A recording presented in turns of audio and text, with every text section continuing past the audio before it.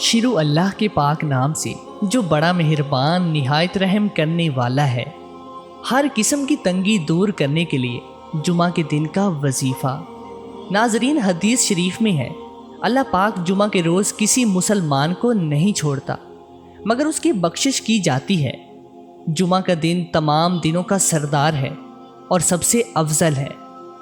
حدیث شریف میں ہے کہ اللہ تعالیٰ کے نزدیک تمام دنوں سے افضل دن جمعہ کا ہے اور اس میں رحمت الہی کی بارش ہوتی ہے اور دوزخ کی آگ کو ٹھنڈا کیا جاتا ہے۔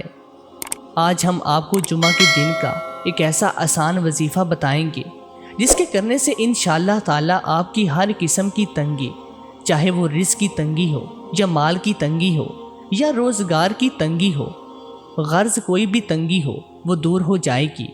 یہ عمل آپ نے جمعہ کے دن کرنا ہے۔ اس عمل کی اجازت عام ہے۔ جمعہ کے دن کسی بھی وقت فجر کی نماز سے لے کر مغرب کی اذان سے پہلے تک کسی بھی وقت اللہ ہو آپ نے 100 مرتبہ پڑھنا ہے۔ صرف اللہ ہو کی ایک تسبیح چلتے پھرتے، اٹھتے بیٹھتے، فجر کی نماز سے لے کر مغرب کی اذان سے پہلے تک آپ نے کرنی ہے۔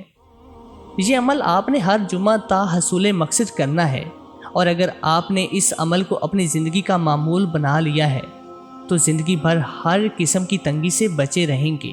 سبحان اللہ۔